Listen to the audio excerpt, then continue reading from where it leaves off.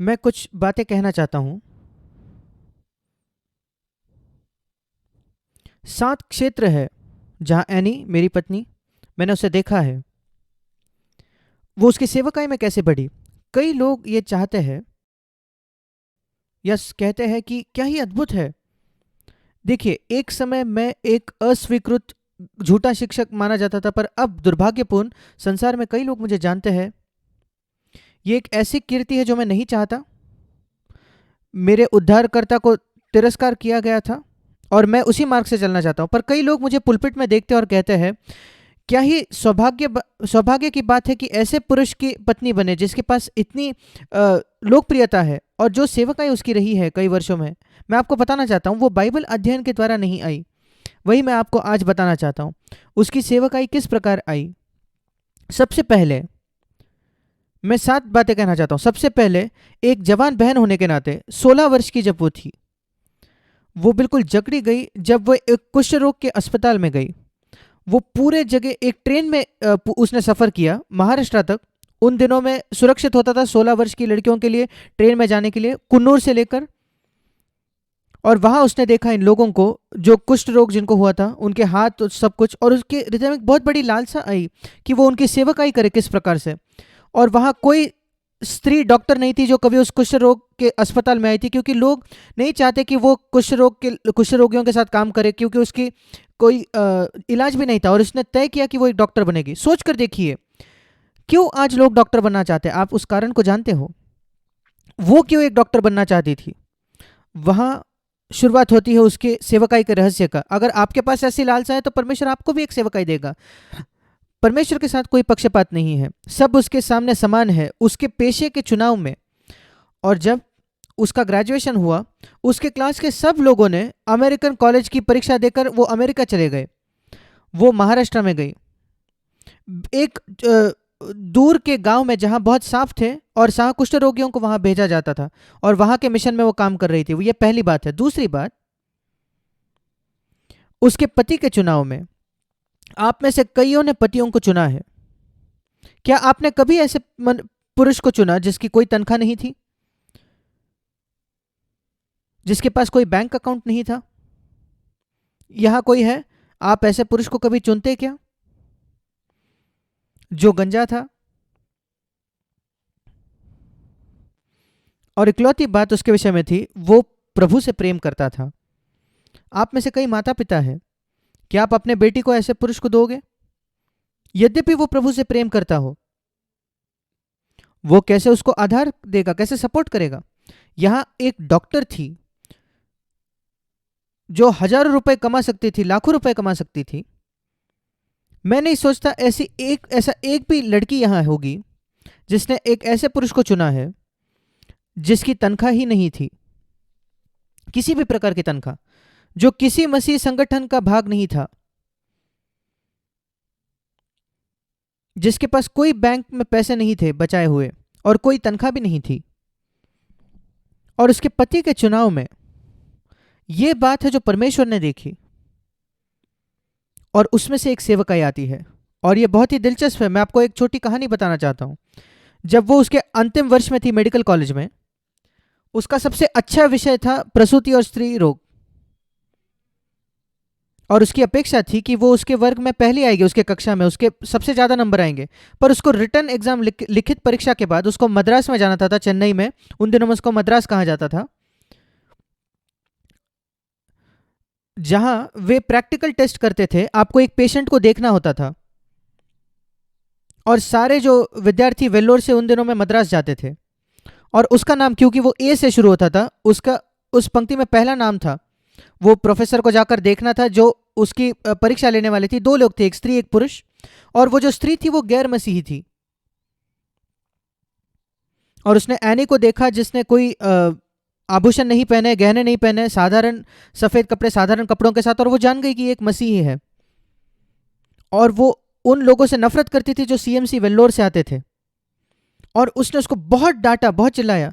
वो जो मेडिकल परीक्षा प्रैक्टिकल टेस्ट होने वाली थी वो 5 ही मिनट की थी, और 5 मिनट तक वो बस उस पर चिल्लाते रही, तुम्हें लगता है तुम बहुत बुद्धिमान हो और अपने आप को बहुत ज़्यादा समझते हो। और मैं नहीं जानता उसने क्या क्या कहा, उसने उसको मौका भी नहीं दिया उस प्रश्नों का उत्तर देने के लिए। एक भी मेडिकल सवाल नहीं किया, तुम कुछ काम के नहीं हो, ये वो। और दूसरे व्यक्ति को भी उसको प्रश्न नहीं करने दिया। उसने पूछा, मैम क्या मैं प्रश्न पूछ सकता हूं? नहीं। और बेल बज गई और उसने कहा जाओ। कोई प्रश्न नहीं किया और परिणाम वो फेल हो गई। उसके सबसे अच्छे विषय में वो फेल हो गई और वो वापस आई वेल्लोर में। और स्वाभाविक तौर पर वो निराश हो गई, एक जवान लड़की होने के नाते, जो 21-22 वर्ष की होगी तब। और उसने ये जाना कि जब वो अपने जीवन भर में कभी फेल नहीं हुई थी, वो स्कूल में भी पहले नंबर पे आती थी, और अब पहले बार उसके जीवन में वो फेल हो गई है उसके सबसे अच्छे विषय में। और कैसे वो किसी को बता सकती कि इस व्यक्ति ने तो मुझसे प्रश्न ही नहीं किया, वो सिर्फ मुझसे परेशान थी क्योंकि मैं मसीही थी। ये वो प्रकार की चीजें हैं जो परमेश्वर ने देखी है। पर क्या आपको लगता है परमेश्वर ऐसे व्यक्ति को बिना प्रतिफल के छोड़ेगा? और उस वजह से 3 महीने उसे वेल्लोर में रुकना पड़ा, 3 और महीने, क्योंकि वो फेल हो गई थी। और उन 3 महीनों में मैं वेल्लोर में आया और भाई भक्त सिंह ने हमारे विवाह का सुझाव दिया और मैं उससे मिला। नहीं तो वो महाराष्ट्र में होती उस समय। मैंने उसे बताया, मैं उस गैर मसीह लड़की स्त्री डॉक्टर को मिलना चाहता हूं और उसको धन्यवाद देना चाहता हूं कि उसने मेरे पत्नी को फेल किया, ताकि वो 3 महीने वेल्लोर में रुक सके और मैं उसे मिल सका। क्या फर्क पड़ता है कि आपके करियर में अगर आप 3 महीने गवा देते हो, तो अगर उसके परिणाम स्वरूप परमेश्वर उसका इस्तेमाल करता है, उसी घटना का इस्तेमाल करता है। परमेश्वर ने मसीह के क्रूस पर चढ़ाए जाने को इस्तेमाल किया, वो सबसे महान बात थी। जो शैतान ने सबसे महान बात की, वही परमेश्वर की हुई महान बात हुई। इससे मैं अपेक्षा करता हूं कि आप प्रोत्साहित होते हैं। निराश ना हो कि लोग आपका अगर इनकार करते हैं, आप मसीह हो, सुसमाचार की वजह से परमेश्वर के पास आपके लिए कुछ अद्भुत है।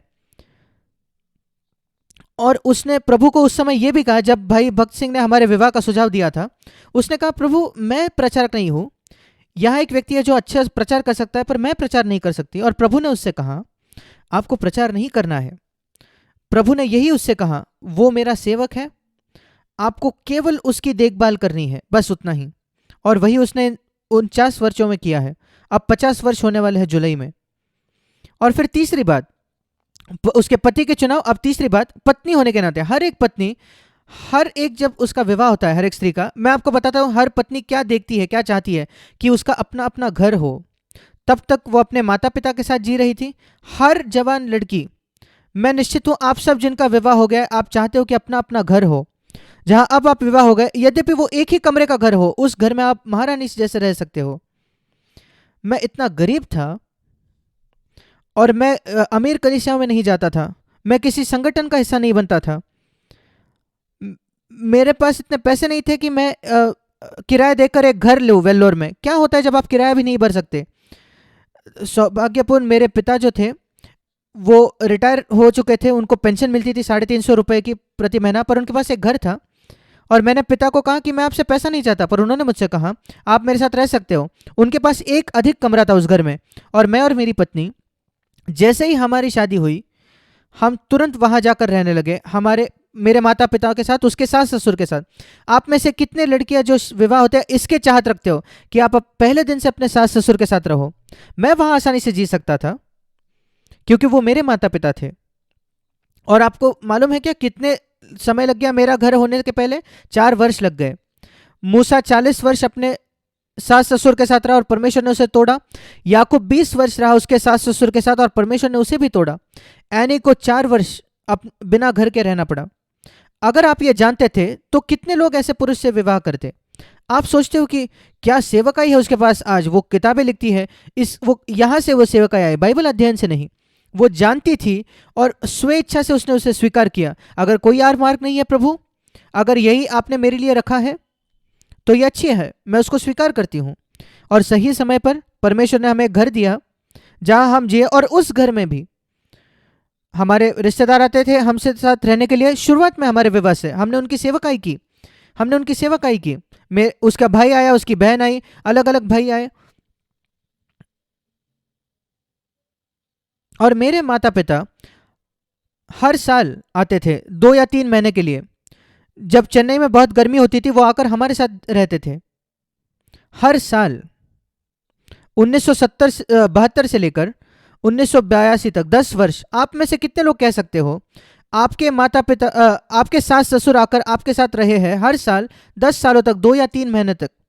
कई बहुएं जो है वो बिल्कुल परेशान हो जाते, थक जाते हैं अगर उनकी सास उनके घर में हो तो। आप में तो कभी अपने सास को आपके साथ नहीं रहने दिया क्योंकि आपके लिए बहुत ज़्यादा है, और आप अपने बेटियों को भी सिखाते हो कभी अपने सास को अपने घर पे नहीं रखना। परमेश्वर आपको आशीष दे, मैं यहाँ आपका न्याय करने के लिए नहीं हूँ, पर अपेक्षा मत करें कि आपको सेवकाई रहे।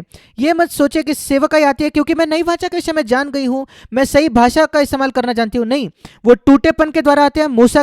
मूसा और याकूब के ससुर के साथ रहने के द्वारा, टूटेपन के द्वारा, चूर चूर होने के द्वारा। हम चूर चूर होने के विषय में बात कर सकते हैं, पर व्यवहारिक तौर पर इसका यह मतलब है, मैं बस आपको बता रहा हूं।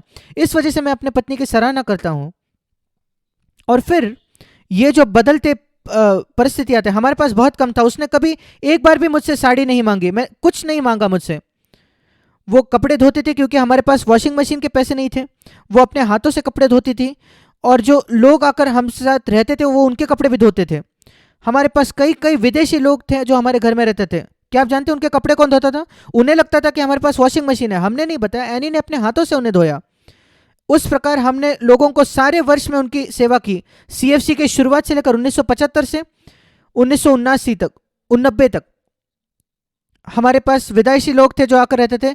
जवान भाई हमारे साथ रहते थे सभा के बाद, हमेशा लोग उनकी सेवकाई करती थी मेरी पत्नी, ऐसी वो थी।